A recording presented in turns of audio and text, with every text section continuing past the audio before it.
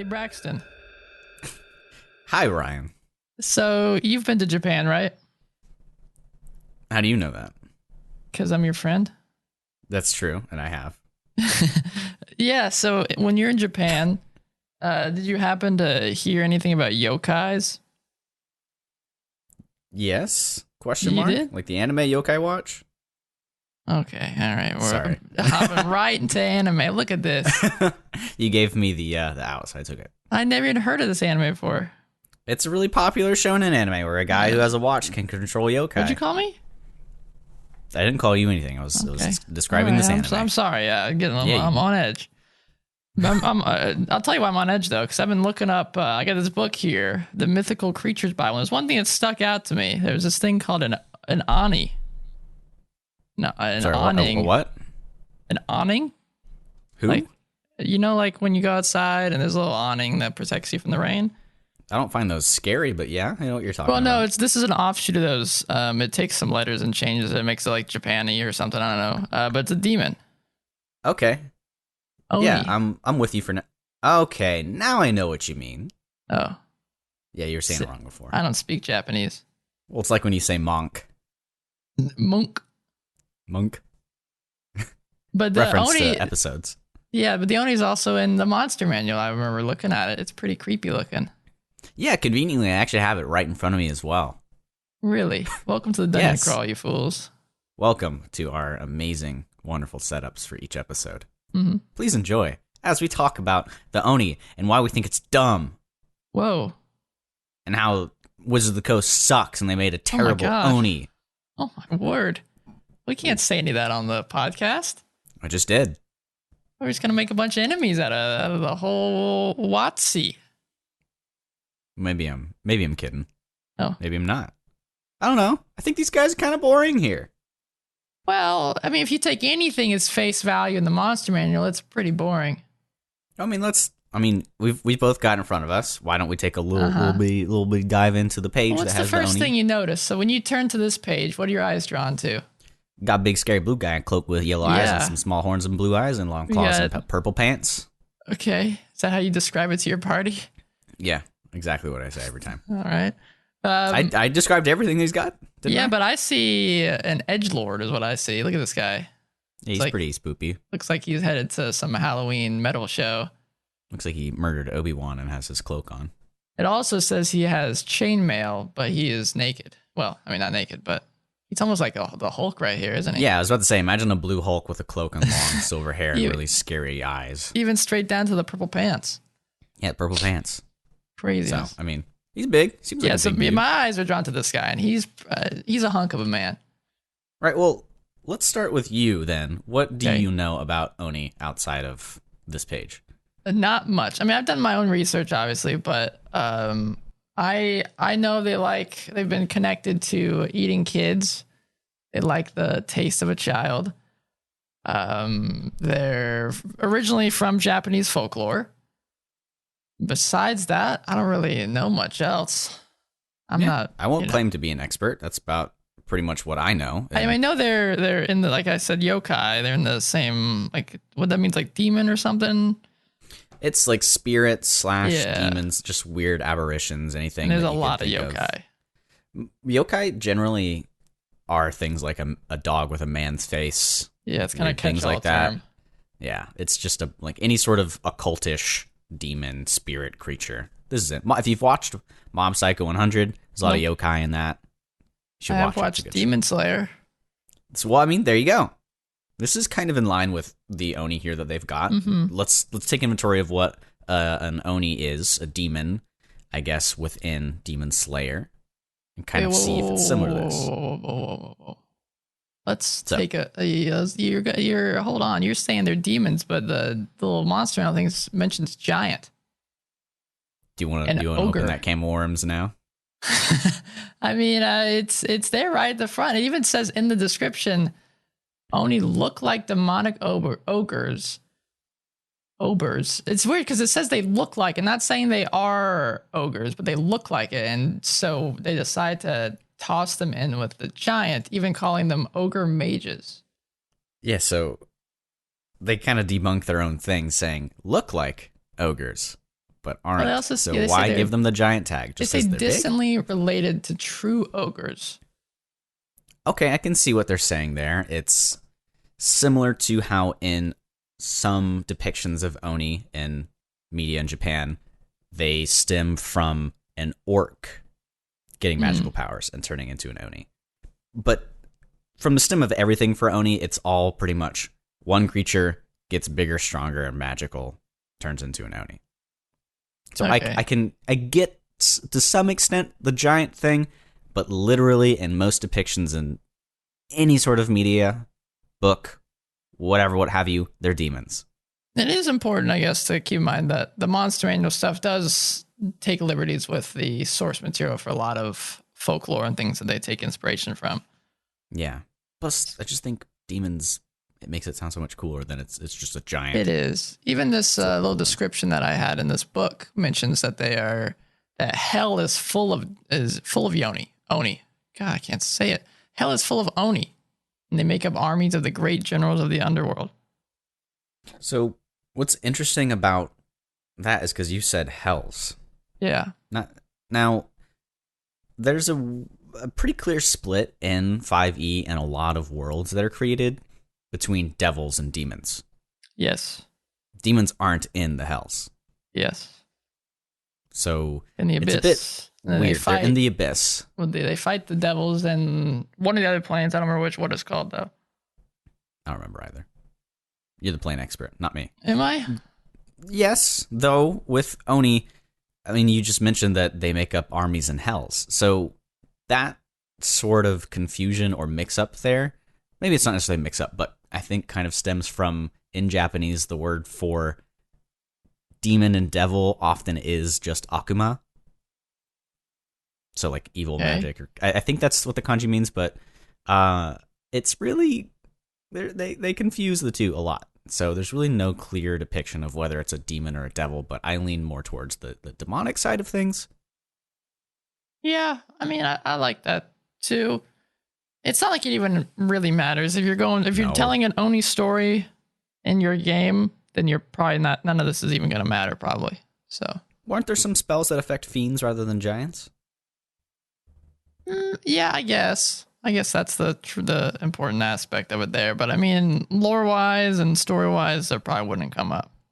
Well, then let's go ahead and dive into like just a general overview of what the Oni is in terms of their stat block and their abilities, because we made some tweaks. We did make some tweaks. Made a lot of tweaks. And kind of the stem of it all is that demon-esque inspiration rather than a giant. So going straight in, you've got the Oni has apparently chainmail on, but still only an AC of 16.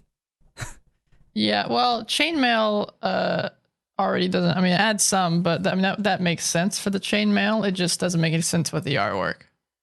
Yeah, this guy's humongo. Yeah, but he has no chainmail on. He's not wearing any. And the other problem comes in. He has. I'm jumping a little bit ahead here. He has the invisibility spell, and the chainmail I don't believe would work with the invisibility. Why is that? Does it reduce your sneaky? No, there was something I was thinking of. Now I can't remember it. You keep talking. I'm gonna see if it comes back to me. Hey, how's your day? Hope it was okay. Yeah, it was good. I'm just kidding. Let's get back into this. You'll remember it. Yeah. But I found that weird is that like if you take the chainmail off, it goes to like 14, doesn't it? Sorry, I was thinking of invisibility. I knew it. Okay, sorry. Jumping back into it. It's not invisibility, it's change shape. Yes. The only equipment that's transformed is its glaive, which meaning if it's wearing chainmail and it changes shape, the chainmail's gone. It drops to the floor. Yeah. It's weird. So no chainmail for this guy. No chainmail. Just make it as natural. It's just his natural skin. We did take that off. So I think, yeah, we should talk about the stat block here in tandem with what we've changed. So we've just made him have a 16 natural armor class. Yeah. Cut and dry. There you go. He's a sneaky guy. He doesn't need big armor. He's a big dude. He can block attacks. Well, 16 AC is nothing to scoff at. That's pretty big. Is it? Yeah. Really? Yeah, it is. It's pretty big. I don't know. It's bigger than your AC. Don't Don't talk about my AC. Sorry, I'm putting out our dirty laundry on the cast here. It's 14. I get hit by everything. He does. We left the hit points the same, though. It's 110 on both ends. No need to change that. Because, well, that's not immediately, but Oni in Japanese culture, typically, I mean, they're not like insanely fast. You got 30 feet right here. Nice and easy. But they can fly. You know what? Yeah. Wait, what? They can fly. Why? Because they're spirits. Now imagine that. If you're looking at this guy that we're looking at right now, having that fly at you at 30 feet would be pretty terrifying. With a glaive in his hand? Yeah, he'll cut you in half. Yeah, he will cut you in half. You know how he's going to cut you in half? With his big, meaty claws and strong 19 strength. Yeah, he's very strong. He's strong boy. He gets +4 to all those strength things. Oh boy. But, he's not like the most insanely dexterous guy, but he's not the average. No. So he's got 11 here, which I like. Little one's a little bit of flavor there. +0. Constitution, though, he's a big, meaty guy. 16, which we also kept. So far, we haven't changed any of the stat blocks. So he's got a +3 to Constitution. What we did change, though, was the intelligence. Currently, he's got 14, which is a +2 to intelligence. But both me and Ryan immediately said, "Oh, we think this guy's kind of crafty. He's a bit smarter." Yeah, he is. That. So let's give him, 16 intelligence. Give him +3 because he's got to be smart in order to. He's smarter than your average child predator. He's not just giving them candy. He's wooing them and taking them away in the middle of the night, killing them, murdering. Kind of brutal. Very brutal. What else we got? Well, let's see. Did you do all the stat block there stuff? Charisma, no, whatnot? That's all the same. That's the same. No one cares. It's the same. I mean, you gotta be charismatic. You gotta be charismatic to be able to do what the Sony is doing, changing shapes and being able to keep up his charade until it falls flat and he has to start busting out his glaive. Yeah, and we left the saving throws the same: +3 Dex, +6 Con, +4 Wiz, and +5 Charisma. And I don't think we changed. Oh, we gave him +1 extra to Arcana for some reason. I don't remember that decision. It's because of the intelligence upgrade. Okay, I'm a silly boy. So yeah, he went from +5 in Arcana to 6. Deception, we kept it 8. Perception we brought up to 7. Yeah, because he's got to be able to see.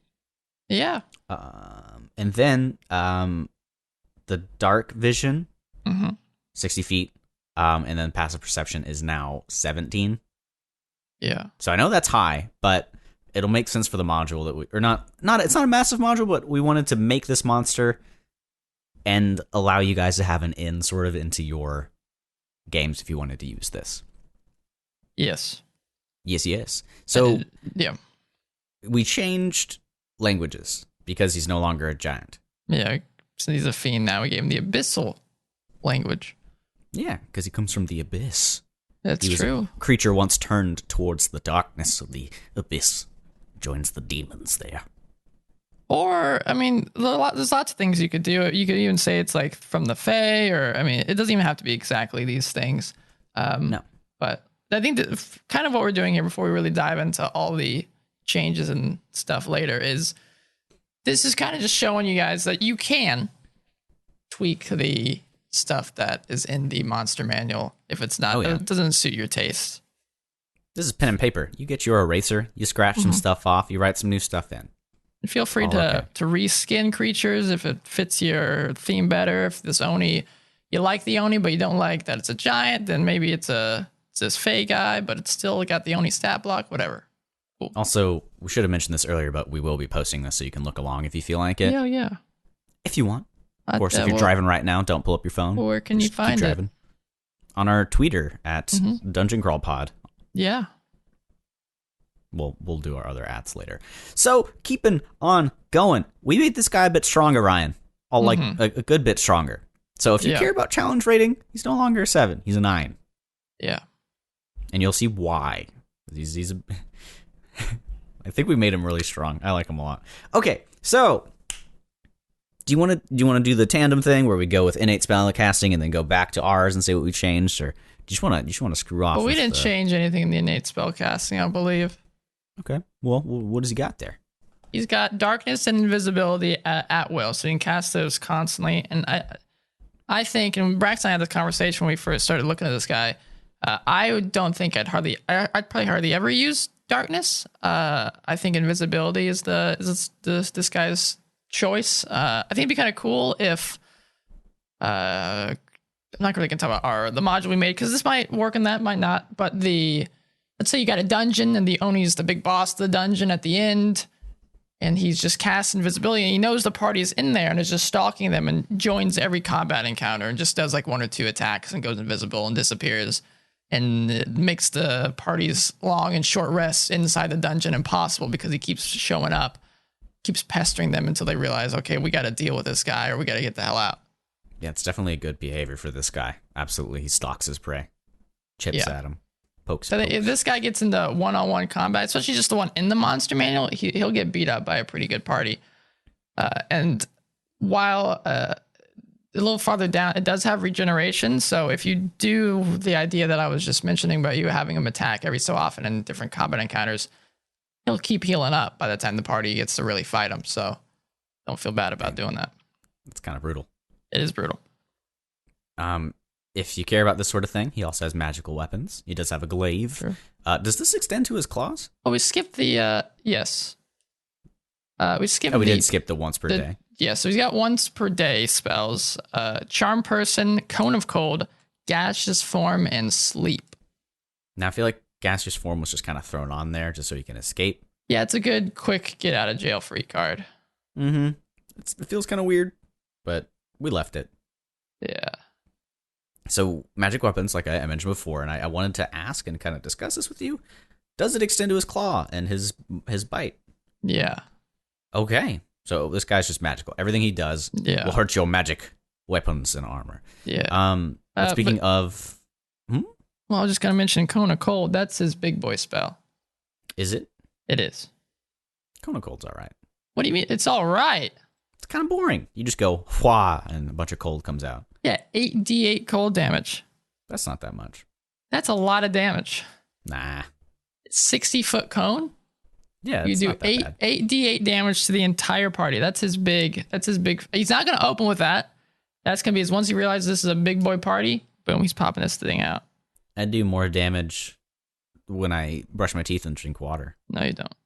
You don't do cold. that. Then I go, you can't do. Yeah, but you just do it to yourself. This guy does it AoE. But the most pain we take is the pain that we give ourselves, right? Take care of yourself. Damn. But yeah, up to this point, we didn't change too much. He's got magic weapons and he regains 10 hit points, but we kind of changed the regeneration to where originally it was the Oni regains 10 hit points at the start of its turn. Just like a troll. If it has at least one. Just like a troll. But since he's not technically a giant, we altered that. We did make him a good bit stronger, so we didn't want to give him that all the time. So more in the theme with dim light or darkness, he only regains hit points if he's in those two light levels. Dim light. So kind of like if he's in his domain, then it's on his side here. Yep. And we're getting into the fun stuff here. Mm-hmm. So of course he has multi-attack, same thing he had in the player's handbook with his claws or his glaive. But for the claw, did we change that a little bit? No, we did not. We didn't. Okay, so melee weapon attack, +7 to hit, reach 5 feet, 1 target, hit 8 average, or 1d8 +4 slashing damage. I don't think he'll pull this out too often. No. Obviously he will with his multi-attack, but it's not just going to be a go-to. Let's just claw somebody.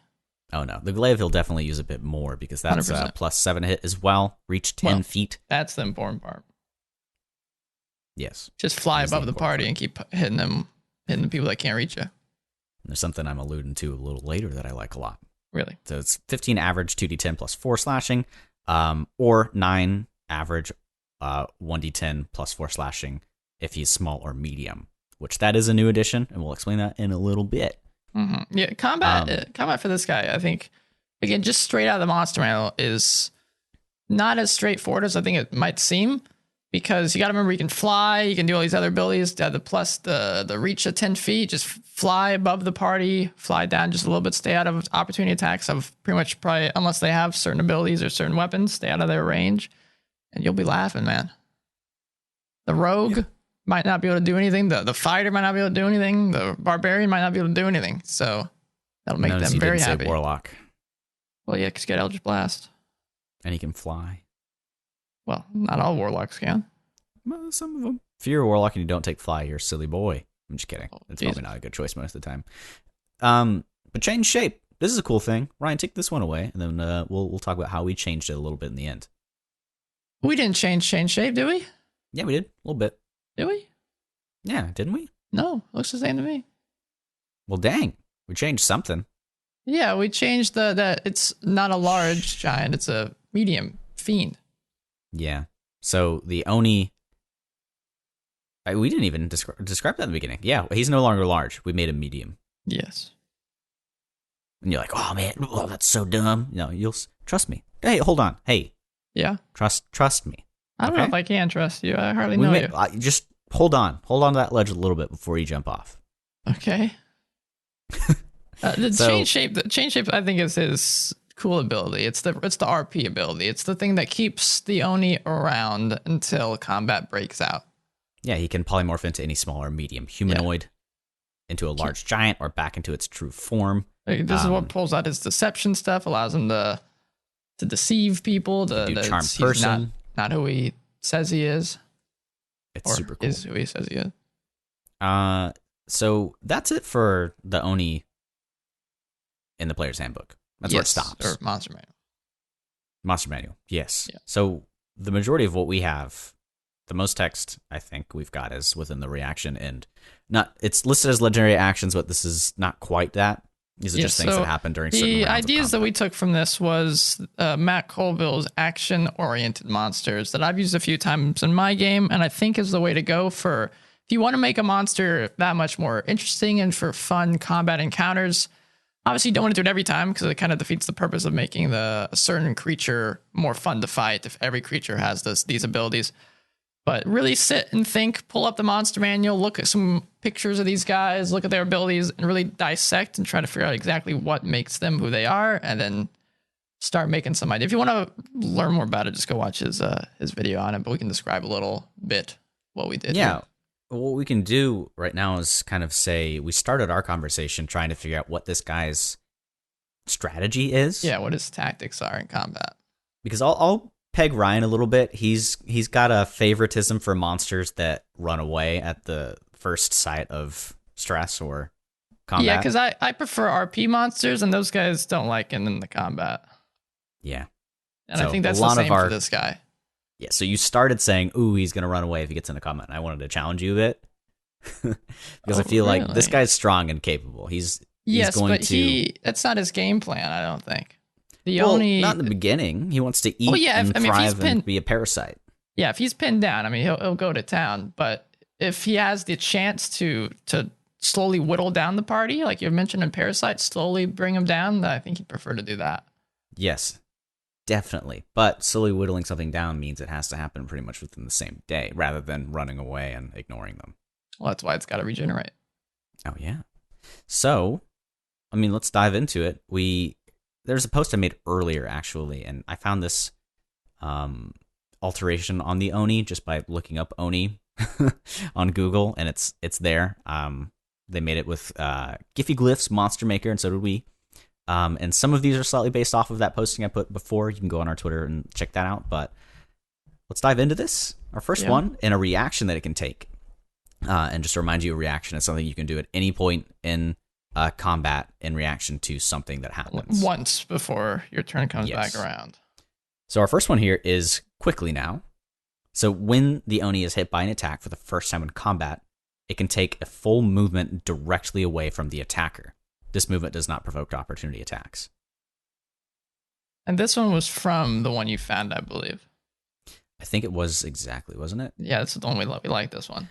So they had it originally when it's hit by an attack for the first time while below 55 HP. Right. So theirs was when it's at half health.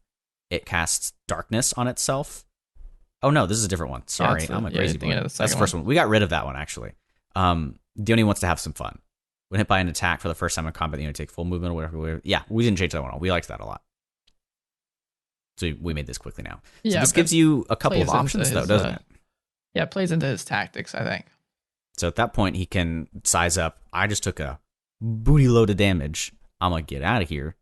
Or that was really weak. I'm gonna bounce off and kind of start whittling them away. It also negates multi-attacks. Yes. So if Once, someone's at least. going in, yeah, for the first attack. So if someone's about to go to town on him, he quickly moves away and like, all right, so that guy's got some power. Avoid that badass.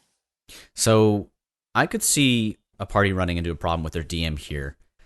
Say this Oni uses quickly now and gets completely away somehow in tandem with its In Shadows ability, which is whenever a creature moves into dim light within... No, that's the wrong one. Basically, this Oni is able to cast invisibility and get away from people really quickly. So what happens if it gets out of combat with these players? What would you do if it's unable to be seen by anybody? Would you keep the combat going?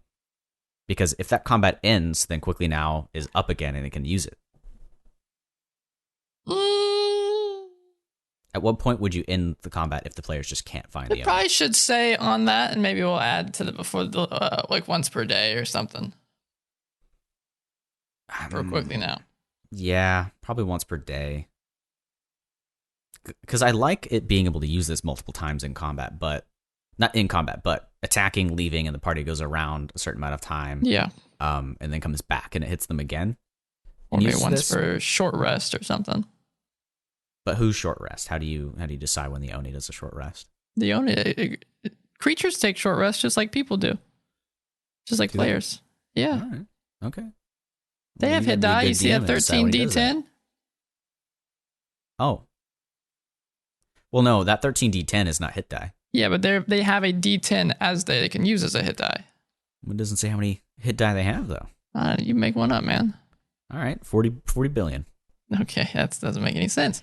Makes all the sense. I would usually coincide it with their Constitution modifier or their CR, something like that. Okay. Yeah, I'm playing devil's advocate here, or Oni's advocate, but yeah, you can definitely change monsters around here. And I keep jumping around too much, Ryan. I want you to take the next few things away. Yeah, you're getting ahead of yourself over there, man. Oh yeah, I get excited because I know we put a lot of synergy with abilities in this, so I keep thinking the next thing is that, but it's not. Go ahead. Oh, yeah, it's weird to cut you off. But I was just making sure. Yeah, so for monster hit die, it is related to their CR. Oh, you were looking it up? Yeah, I was making sure. And the DMG. Google's your friend. Well, I looked at the DMG, but yeah, Google is your friend. So the next reaction that we have is obviously not one that will probably happen on the first reaction, the first turn, because you'll probably be using quickly now. But in shadows, whenever a creature moves into dim light within 30 feet, the Oni can reach into the shadows and the creature must succeed on a DC 16 dex save or be knocked prone and restrained by the Oni's claw. So essentially, the Oni just reaches into shadows and can trip you up. Yeah. Which is pretty cool, I think. And then on the Oni's turn, if someone was struck by In Shadows, then they may use their bite that we have. It says after In Shadows reaction. The Oni may pull the restrained creature through the shadows and attack them with a bite, which is some damage. Damage, yeah, it's 3d8 plus 4. Yeah. Which is cool there. Yeah, we thought that was appropriate because the players, they failed the DC and then the Oni was able to hit them again, so. Yeah, it definitely isn't a guaranteed thing at all, but it makes combat a bit more fun. You start figuring these layers out like an ogre.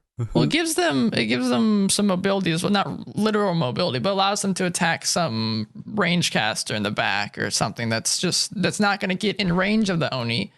So it allows them to do some work against them. Maybe break their concentration on some pesky spell. And something I imagine as well is, say you're running away from the Oni and you're in an area where shadows are plentiful, and the Oni is still within 30 feet of you chasing, and they trip up one of your party members using this. Yeah. A little chase scene. That could be fun. It'd be fun. Or you could just pop invisibility and disappear. True. What if he has you all alone in the forest? Because if he goes invisible, then y'all are just going to run away. So you can trip you up with this. It's like a catching the prey and then running away. Well, you could turn invisible and then just stalk them. Yeah. Wait till they go to sleep and then attack. My idea's dumb? Yeah, I am. That's rude. I don't like creatures like this as a DM can be tough, I think, because it's easy to just pop into combat, but you got to really get into the creature's head and figure out, okay, what keeps them alive the best, what keeps them doing what they want to do, and it's a really good way to piss off your party. Well, I mean, but I like it. I hope you're not saying that he wouldn't do what I'm saying here, but I mean, let me sell it to you a little bit more. Okay, sell it to me. One of my parties, there's a small kid. You're right. Say this Oni has given the party a run for their money because the party bit off more than they can chew, and the Oni's just extremely confident in this. They're running away. The Oni comes up and it is invisible as the party's trying to get away from the Oni, trips up the kid, steals them, and goes invisible again and runs away. Yeah, why not? Yeah, I just felt like you were saying my idea was bad. No, I didn't say that was a bad idea. I was adding to it. Oh, this guy. All right, He's all right. Hey, take it easy, man. Hey. Take it easy. Not out to get you. Yeah, you are. You're an Oni. You're gonna steal my children, which I don't have because you're an Oni because you killed them. And munch on their bones. Crunch, crunch. He's got big chompers. You seen that bite attack? Yeah. It's 3d8. Yeah, they got big maws. Big maws. And they got some more stuff though. We're not done yet. Yeah, so these next ones are the specific ones that are action oriented, where it happens at the end of each round. The first one being Darkness Coalescing, which, as we went through them, we were trying to do specific actions, but it turned out we made them more like traits, but I think it makes them more interesting that way. Yeah. Is at the end of round 1, which this ability lasts for a whole minute. So the Oni gets real spooky is what happens. And sure, as a DM, feel free to describe that as much as you wish. Any creature that starts its turn within 15 feet of the Oni must make a DC 15 Wisdom saving throw unless the Oni is incapacitated. That happens for 1 minute. We didn't change that, but yeah. So this is just to keep it a little bit more spooky.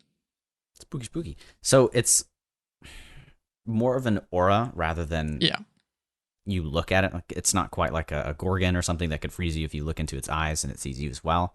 It's just an intimidating area of effect around it that if you're here, you get terrified and need to do a check to try to resist it. So all the melee dudes around it are going to be having some issues. Mm-hmm. And the next part, True Form, is where it gets big again. You get that giant size back into it. So if he's still fighting you guys by round 2, which probably is, the Oni's size doubles in all dimensions. This is basically a large spell, by the way. Its weight is multiplied by 8. Growth increases the Oni size by 1 category, so now it goes from medium to giant. The Oni now has advantage on all strength checks and has an extra 1d6 to its damage rolls. Damn. He's a big boy. And finally, I think this is a good point, a good spot to say that obviously we haven't tested this. No. And whenever you make these things as a DM, you can't really test them until you're in the middle of combat. So please tweak as you play. I have definitely made tweaks to monsters and stuff, and I was like, oh, this is really cool. This is going to be tons of fun. And then my party's just getting destroyed by them. I was like, this is not fun. Let's change some things on the fly, make it a little more fun and fair. Or even vice versa. If you made something that's not doing the exact punch that you were hoping for, like it's a big boss encounter, feel free to tweak a few things on the fly so it's kind of, the party gets the encounter they were hoping for. So I agree with you for sure, though there is a certain, I don't know how to describe this, but imagine you're playing Overwatch. Mm-hmm. They can't make buffs or adjustments in the middle of a game. Yeah. Some people would think that is kind of cheating or making the game too easy for your players, even though obviously something might be overpowered. Some people might say that you need to stick with it. So, it's all in the realm of having fun. If you as a DM see the vibe of the room of all your players just not having a fun time, like, wow, why are we fighting this thing? This thing's just like a one shot somebody. That's not fun. There's definitely room for cool ideas and thinking outside the box to escape and get away from this thing and come back stronger and more prepared. But if you're just slaughtering them and they have no chance, that's not fun. No, definitely not. So, I mean, you could negate that if you really are against altering stuff mid-game by having a community of people check this out and really feel like it's solid. I'm more against that if it's straight out of the monster, because that's more balanced. If you're making tweaks yourself and you're not, Jeremy Crawford or Mike Merle's one of these guys from Wizard of the Coast, then you're probably not super qualified to be doing that and know exactly how to make it balanced against your party. Yeah. This is the first time I've made a monster. I know Ryan's made alterations a lot already because he really enjoys monsters and kind of tweaking them around. This is the first time I've done this. Guys are kind of boring. Yeah, and I'm the type of person that when they make a deck in Magic the Gathering, I just go for like the craziest bombs and stuff. So, you know, he might be a little too strong. It might be my fault. Ryan kept me grounded in reality. But he's got one more thing here. Yeah, because round 3, this is his big boy ability. Big boy ability. So he's got Through the Shadows, which happens on round 3 of combat. This is around the time he'd probably be one to pull out Cone of Cold, too. Oh, yeah. So he skulks through the shadows without provoking an opportunity attack. The Oni can teleport to a creature, making a glaive attack. The Oni has advantage on any frightened creature. Yeah, it's basically, again, it just gives him some more mobility. Yes. And what I imagine here is the Oni is near obscured or invisible, not technically in the game, but he's going through the shadows, and think about your party and just random stabbing of glaives coming out with seemingly no hand attached to it and just poking at you guys through the shadows. So this can happen at the end of that round. It's not necessarily on his turn, correct? Yeah. So it's interesting. And what I thought about all of these is in tandem with the aura of fear that he's got around him. Some people will resist that and still be within his range. All the while, maybe one of his healers has to get out of there, or some of his other party members. This kind of plays into the Oni's idea of maybe wanting to take them down one by one. Mm-hmm. So that could be interesting. And so it's important because probably around, if you have minions for this guy, like a little band of guys or whatever the hell is worth with this individual, they're probably going to be dead around this round-ish. So this allows them to still get the mobility to get around to the other party members. Yeah.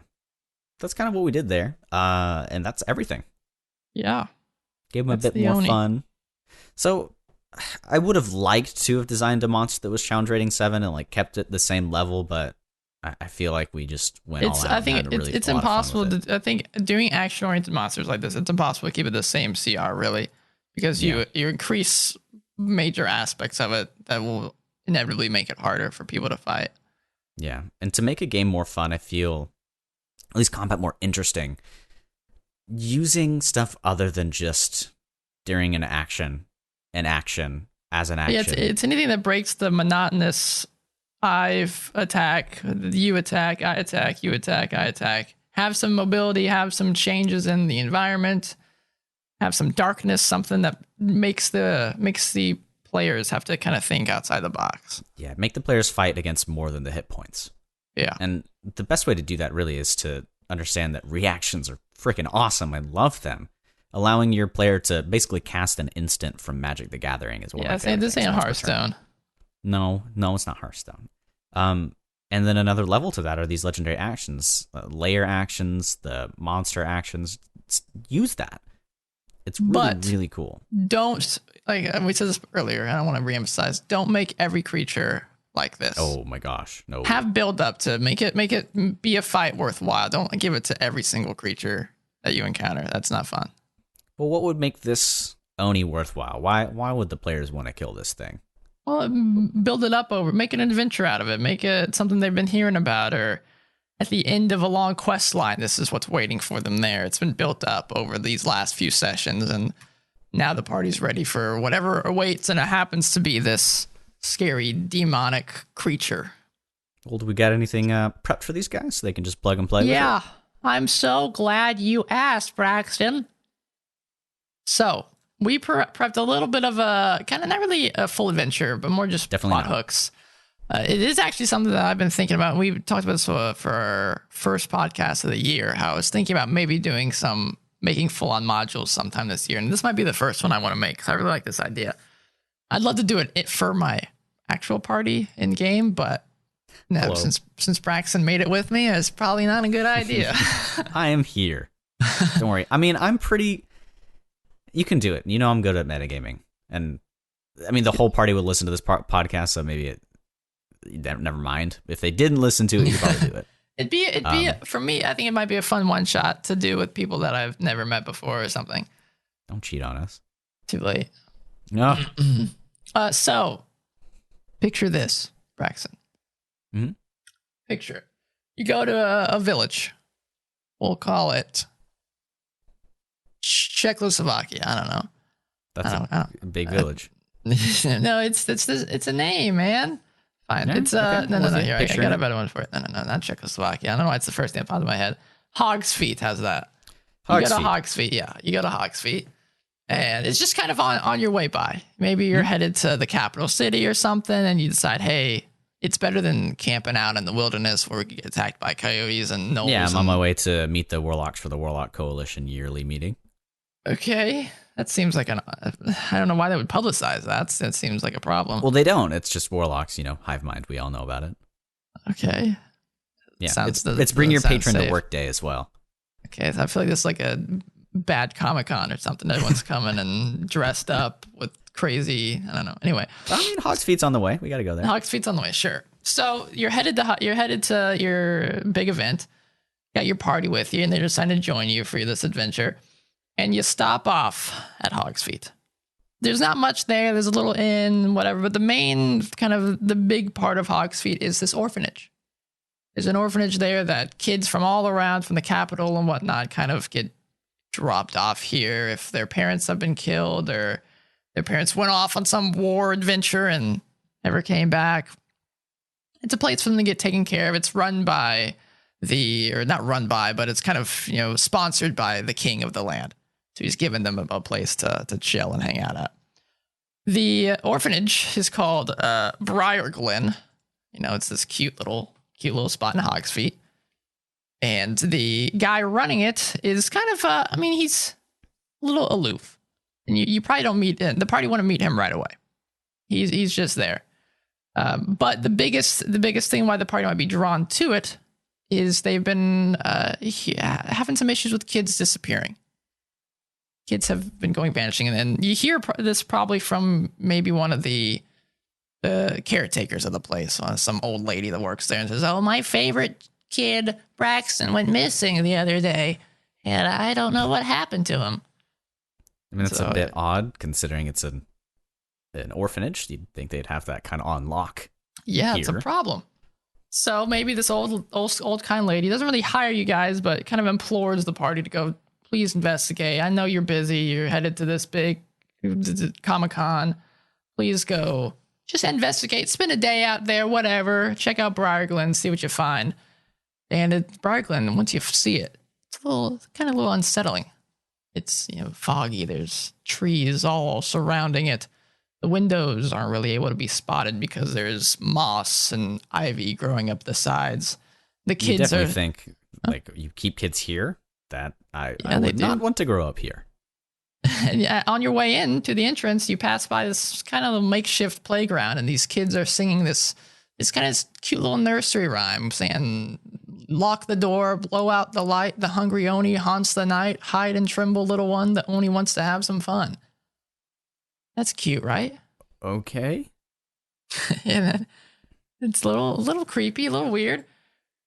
But basically what they find and eventually is they communicate with the owner of the place. We'll say his name is Jeff. Sure, Jeff. His name is Jeffrey. It's his full name, but his friends call him Jeff.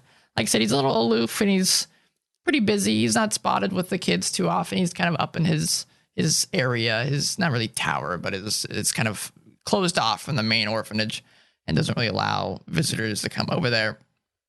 But as the party investigates, they find out that recently Jeff went to the capital or, went to some other village just for a little getaway and only returned about a week or so ago, which just so happens to kind of coincide with Braxton disappearing. Interesting, isn't it? And maybe even the amount of time it takes to get there and back was longer or shorter. Yeah, than the typical it was. time. Which, if you haven't guessed yet, Jeff just so happens to have been killed and was replaced by the Oni, who is using his change shape ability to mask who he is and has his pick of children to just For munch on. those of you weebs out there, imagine Promise Neverland. Well, I know what you're talking about. Yeah? I haven't watched it, but you've Don't talked say anything about it else. before. Well, I don't know anything More else. might be spoileries. I don't know anything else. Good. I kind of spoiled a lot of people on accident. But that's an orphanage. Sure, there you go. Yeah. My first idea of an orphanage was Miss I've only ever seen the pictures from Miss Peregrine's Home for Peculiar Children. The movie that came out like a year or two ago? Well, it was a book series. Oh. Ooh, did a little burp there. And I'm pretty sure it's an orphanage with kids that are kind of creepy. Yeah. But yeah. So that's our little thing there. It's a little plot hook idea for what an Oni could be up to. You could toss that into any sort of village you got. They're very hag-like. Really? In the shadow. Yeah, they're in the shadows doing stuff. I mean, hags like kids as well. Right? Yeah. Yeah, you don't think to so? some extent. I get it. They're kind of similar. I think they're a bit more straightforward and simple-minded. Whoa. Smart, but they just want to chomp on some kids. Hags have a lot of stuff going on. Oh, okay. I thought you were saying the hags are simple-minded. I was about to. Oh no, hags. We talked about hags. Well, yeah, we talked about hags. Go check out our hag episode. Hell yeah! So there's a bit of a difference between the episodes we're doing now. This one we're altering a monster that we think is lackluster and giving you some ideas how to use them, versus a monster that we really like and want people to see more of. Yeah, I love the hags. Yeah, so that's a fun little module if you wanted to use that at all. I was thinking that, especially in the orphanage, the one that we were thinking of has like a story or two and definitely would be dark inside. And if you ever got into combat with the Oni here, that's its spot. Sure, this is its spot. And really play up the kids and the NPCs of this area too. It's make everything feel off. Oh yeah, the kids that you'll find in the orphanage, your party may get the idea to talk to them and kind of see what they know, and the passive perception of the Oni being 17.